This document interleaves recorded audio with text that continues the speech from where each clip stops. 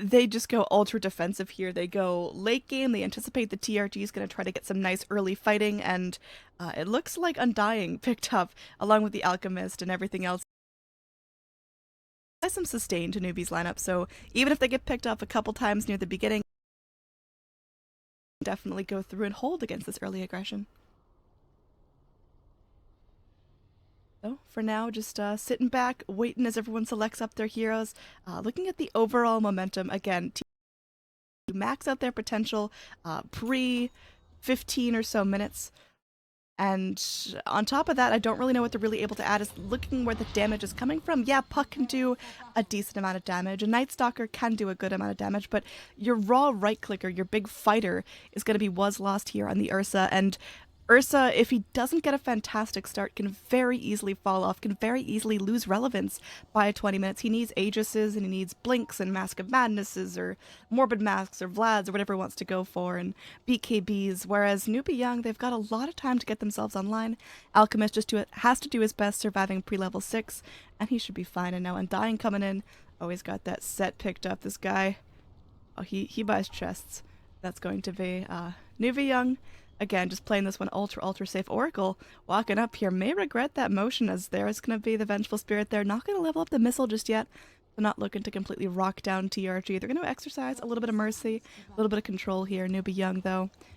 In terms of overall betting odds, I believe they are the heavy favorite, about 80-20, but TRG, they've definitely had some cute upsets before, sitting dead last in terms of standings, so we'll see if they're able to go in and assert their dominance, if they've got something to prove. But for now, it seems like NewBee Young, they feel like they've got this one in the bag. I'm really liking their draft. I'm really liking the sustain they're putting up. So, again, down to execution, but it's looking good for the Dire side.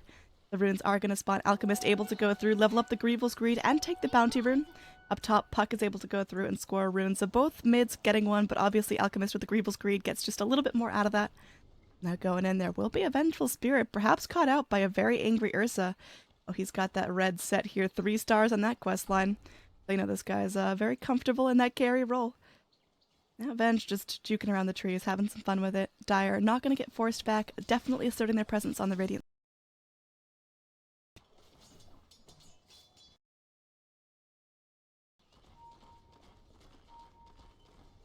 Alchemist going in, getting a decent pull here, able to just go farm up on his own accord, not feeling any pressure. There's going to be an aggressive tri-lane here from NewBee Young, going in with that Weaver, Venge, Undying.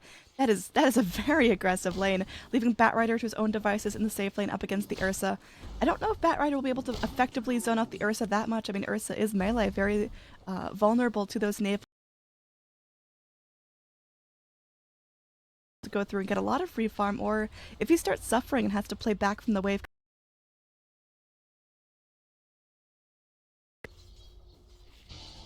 So for now, just Oracle getting harassed up just a little bit. There is going to be a sentry ward placed down, so Weaver not able to Sakuchi in and be that spooky, but for now, oh, Puck could be in some trouble. Gonna go in, we'll get that Decay, go in and get an Undying.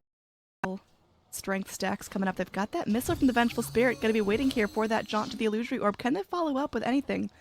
No, Puck just slowly burning down to that poison tick. Absolutely laying in to this Puck, able to use that phase shift, getting some dodge, but I mean, he's just going in. There's going to be a cancel onto that healing salve, so Puck is going to have to sit back very low on regen right now. In fact, just sitting on those iron branches for stats.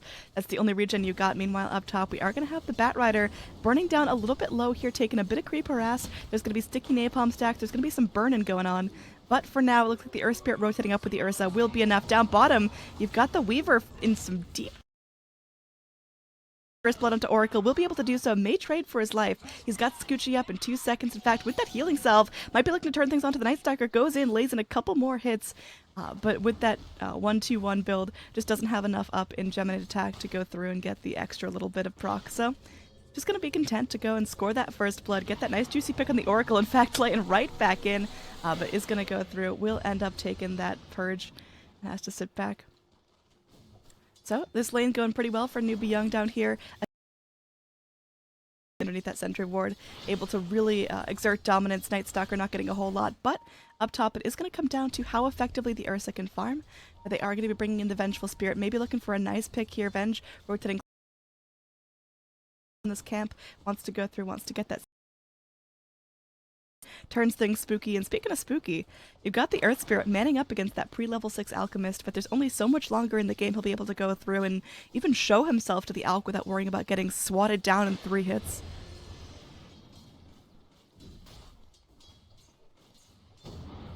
So for now, Nightstalker getting a decent amount of farm. Meanwhile, up top, Ursa was killed off by the Batrider. Earth Spirit just kind of had to sit back and watch as there were too many stacks of sticky napalm going out. The Firefly just doing a whole ton of damage up against that bear, and that is very detrimental for the Ursa. You look at where the early damage comes from. The Nightstalker can only do so much. You rely on the Ursa to have a successful lane, able to go into the Roche very early, able to scale up very nicely, and he's having a tough time. Looks like he's going for those phase boots, but they're not completed yet. Again, it is only sub 4 minutes in the game, but already having a death, already having time out of lane is really going to start stacking up against.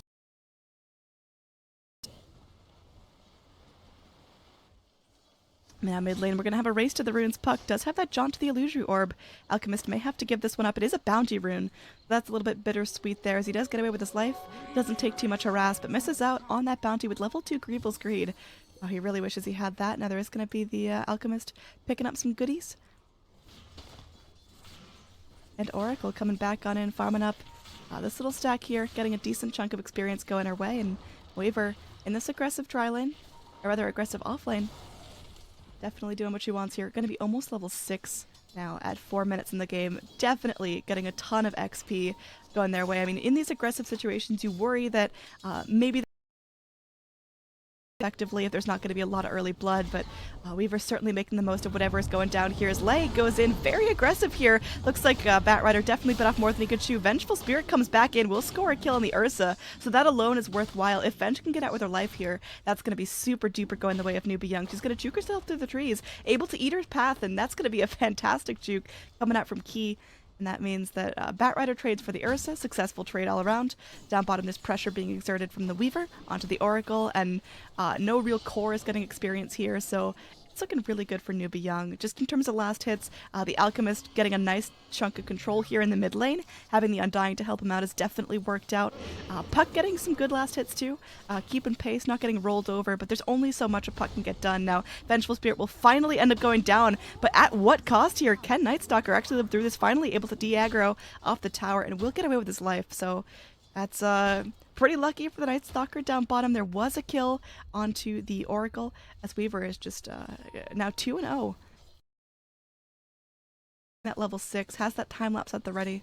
This is so much survivability. Nightstalker goes through, denies himself the neutrals, buys out, gets a free crit back to base, and range drop to go through and defend against that burst damage coming out from the Vengeful Spirit, the Batrider, anyone else that's able to go through and get some nice pop.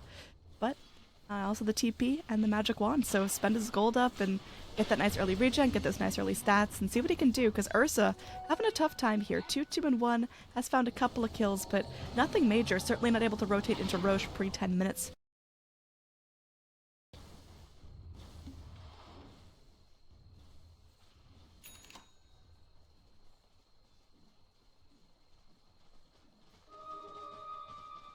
Everyone's sitting back, getting some decent farm. Looking at overall items coming out, looks like Weaver will go for that Lincoln, so tried and true build, not going to get changed up. As we've got the Earth Spirit waiting in the wings, there will be another TP in from the Nightstalker. They really want to lock down the Weaver. Do they have the vision, though, going in with the Sakuchi? Weaver just completely rolls over them. They pop down a sentry ward very deeply here. That's an observer. It's blue. It tricked me, not going to lie. And now Weaver actually on the aggressive price for that. He doesn't have his time lapse. Yeah, he just got a little bit too greedy there. Weaver had a free pass out, but was not able to go through. Undying, actually, it might be in some trouble as well. That's going to be a couple of swats here. Undying able to go through. We'll get that nice little soul rip. We'll get the decay rockin', but I mean, they did not need to lose the Weaver there. I don't think that's up for debate. Weaver wanted to reinitiate onto the Oracle. It seems like such an easy kill. Speaking of easy kills here, Ursa, well, he slaps the ground, but that's just out of frustration at his 3rd death of the game. And then that's just so much delay in farm. He's picked up the Morbid Mask, but we're now 8 minutes in. He's nowhere near a Roshan, unless he wants to rotate into the pit right now and have a buddy, because he cannot take it solo. It's level 8, so he's definitely got that 6. He didn't go down in that vulnerability window pre-level 6. The courier's sitting there. But Nightstalker taken up, getting a decent chunk of solo XP. As Nightstalker about to hit his level 6. That darkness could be pretty nice. It is nighttime right now. But Alchemist, gonna see him snap up a rune, hopefully, is able to go through and get a haste. Night or day, a hasted Alchemist trying to burn you down will get the better of you. And he's going to go in right onto the Oracle as well. He's got that regen running for himself, so he's just going to go through, get some decent farm. He's got himself a big chunk of gold if he wants to go straight in for that Radiance, which seems like it could be the play. He's definitely a rich guy here, switching over to net worth. He's almost doubling up the Puck's net worth, the next highest in the chart, and that's exactly where you want your Alchemist at this point.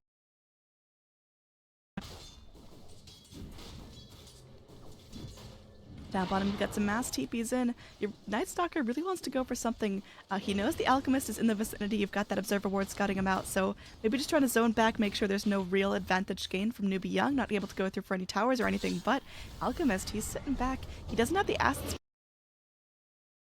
at this point. Might be enough. Night Stalker, oh, he knows he's kind of screwed. He pops into that nighttime, but there's 3 very angry heroes after you, chasing you to the enemy side of the map. He's going to be dipping in. He's got his TP on cooldown, though. All he can hope to do is juke. You've got the Batrider that can burn down any sum of trees necessary, and that's going to be another kill going the way of NewBee Young. Pulling ahead in terms of kill score now overall.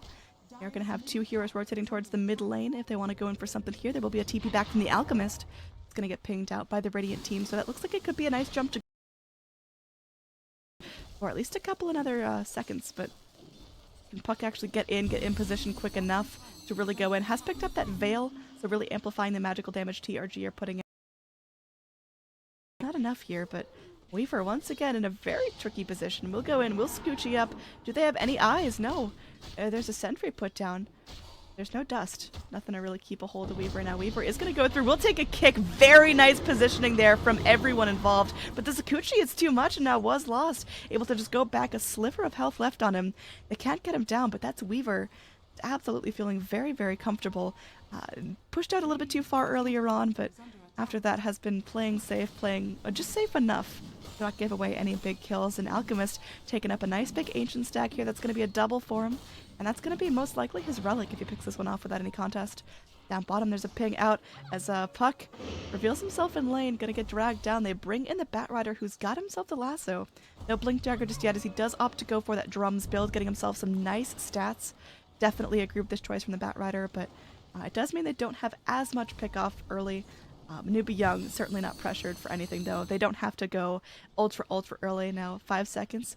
Alchemist is going to have that Chemical Rage online and able to go regen himself back up to full, able to exert pressure onto the mid tower. There's a TP down bottom, so now Ursa can't get elsewhere on the map. He really needs to get into the Roche pit here. We're 11 minutes in. He's still sitting on the same items he had at 7 minutes in. He's got himself a bit more gold if he wants to go in for that Blink Dagger, but it's certainly not coming online in the next couple of seconds, and he's just left to go try to get some safe lane farm, but definitely not the most successful Ursa game I've ever seen.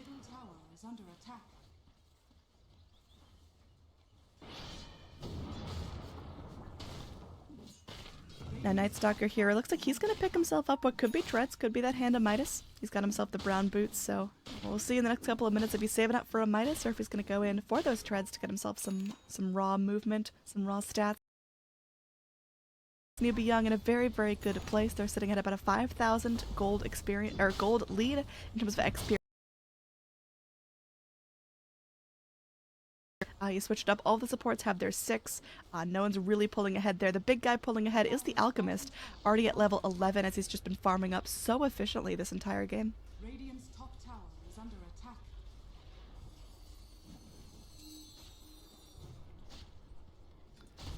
Now Undying here, he's going to be playing more of that hard 5 position.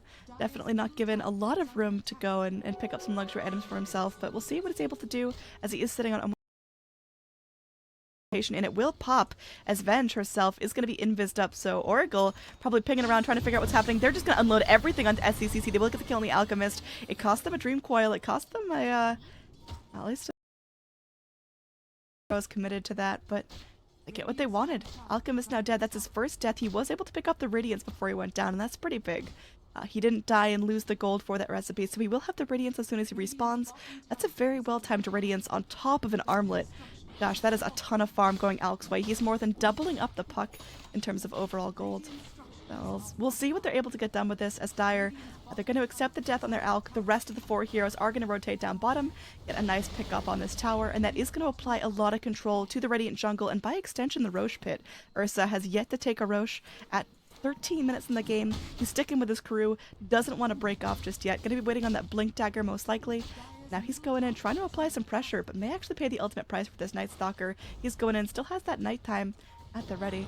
There's going to be that little crippling fear, rather the void, onto the Batrider. Batrider, he's sitting back. He's got himself his lasso, but again, still no Blink Dagger. There's the darkness coming up, and they're looking for something. I guess it's kind of a zoning darkness, making sure no one goes in, but NewBee Young, they take that opportunity. They see what's going on mid lane, and they lay into the Roshan, or yeah, the Roshan. That's a huge deny to the Ursa. Ursa's big mechanic is that she's able to go through and take Rosh at an early level, but that's 13 minutes in. Weaver snatching up the Aegis. Ursa's got to just be pounding his fists in frustration. There's going to be another smoke gate coming up. A pause coming out from the Vengeful Spirit. We'll see what's going on. Hopefully it's a quick resume. But for now, looking at what the Ursa's able to put out, it's just not enough. He picks up a Blink.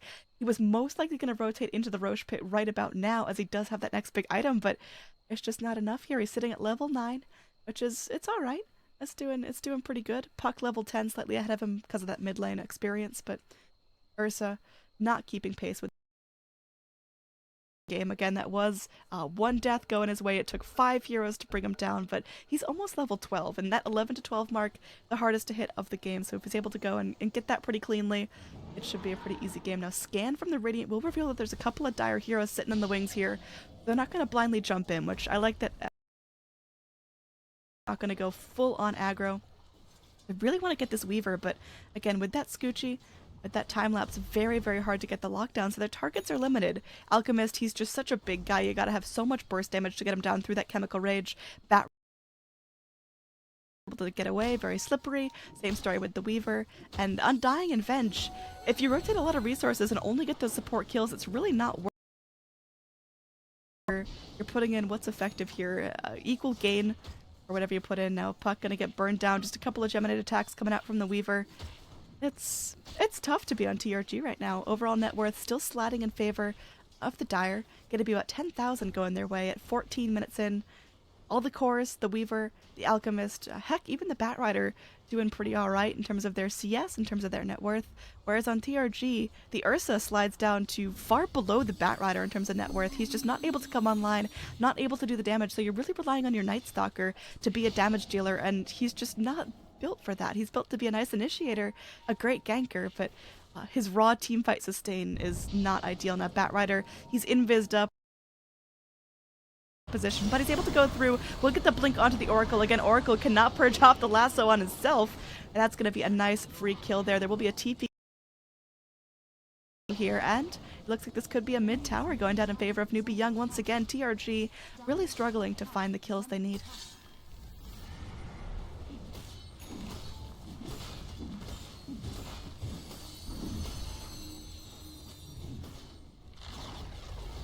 And that's going to be a tier 1 tower going the way. Their resources have been focused around the lower half of the map, just making sure they have really good Roshan control. Now there will be a missile here onto the Puck. Can Puck react in time? Oh gosh, no. That's going to be a dead Fairy Dragon, dead for 45 seconds. No buyback. I mean, it's 15 minutes in. You don't really expect a buyback, but it seems like TRG might already be in dire straits. The Dire just exerting so much pressure.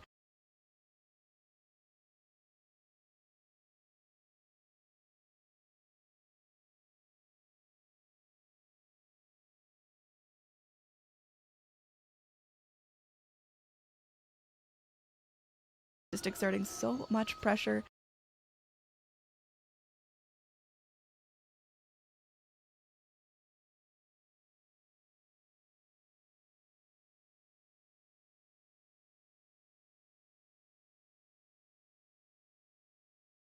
Just exerting so much pressure.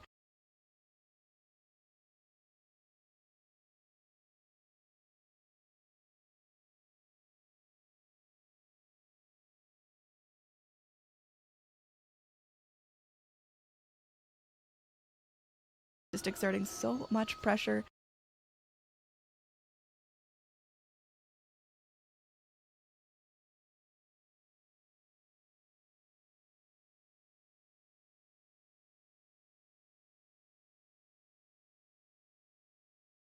just exerting so much pressure.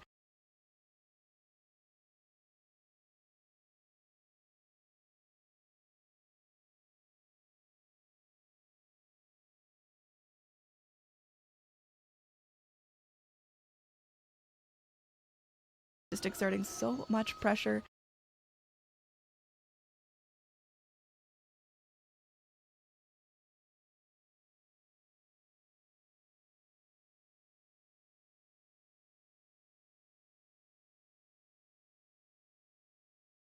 Just exerting so much pressure.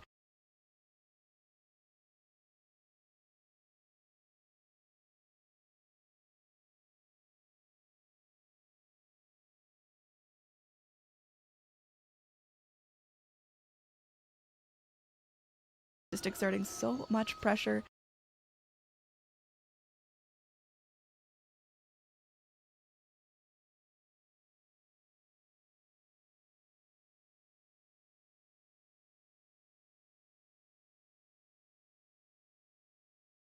Just exerting so much pressure.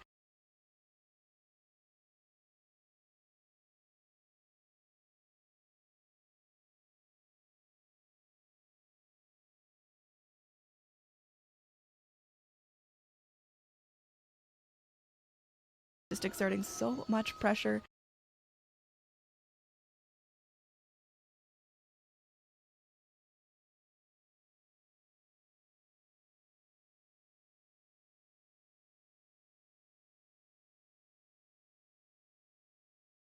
Just exerting so much pressure.